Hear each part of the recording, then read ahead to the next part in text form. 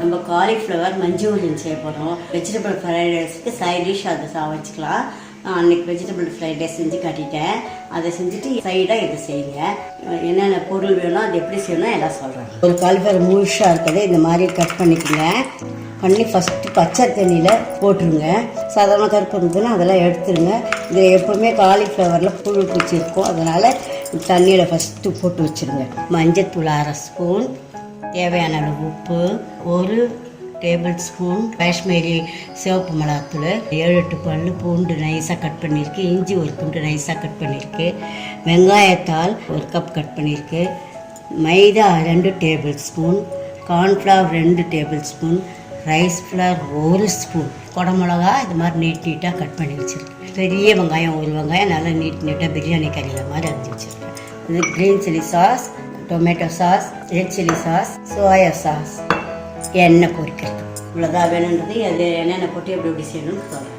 அடுப்பில் பாத்திரம் வச்சு தண்ணி கொதிச்சிட்ருக்கு. அதில் 1 கல் உப்பு, மஞ்சத்தூள், வேகக்கூடாது, சுவிட்ச் ஆஃப் பண்ணிடுறேன். இதில் இப்படியே சூட்டில் அப்படி போட்டுவிடுங்க. எனக்கு அப்படியே ஒரு கலக்கிட்டு வடிகட்டிடணும்.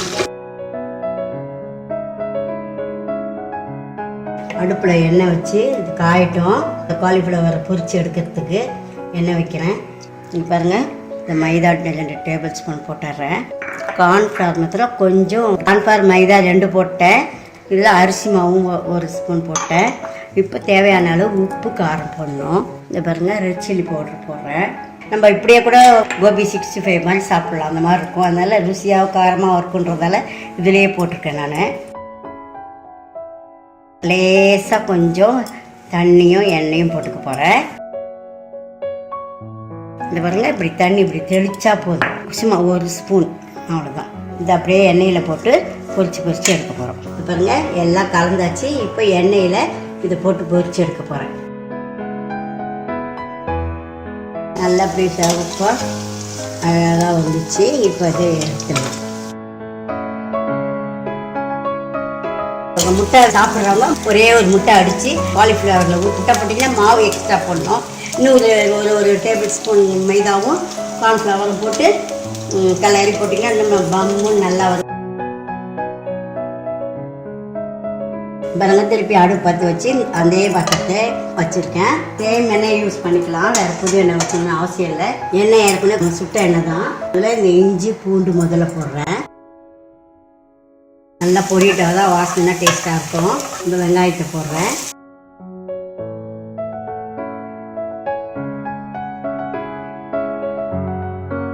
குடமிளகாய் போடுறேன்.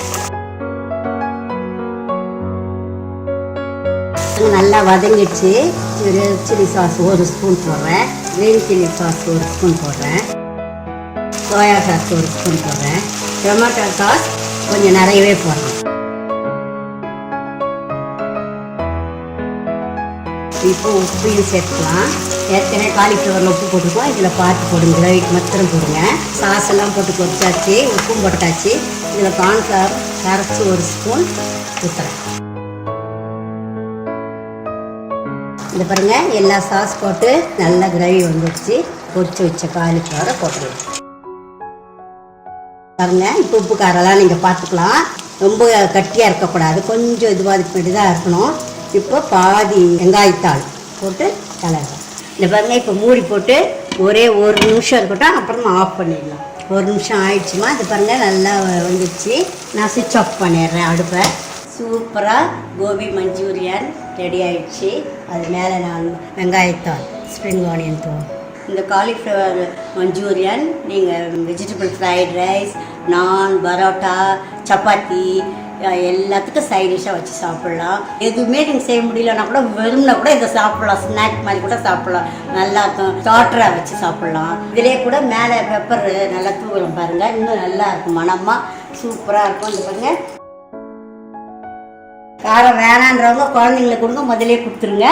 அதனால் நீங்கள் செஞ்சு பார்த்துட்டு சாப்பிட்டு பார்த்துட்டு எப்படி இருக்குது சொல்லுங்கள். நான் உங்களை கமெண்ட்ஸை எதிர்பார்த்துட்ருக்கேன். இந்த வீடியோ பார்த்ததுக்கு நன்றி. இந்த ரெசிபி உங்களுக்கு பிடிச்சிருந்தா லைக் பண்ணுங்க, ஷேர் பண்ணுங்க.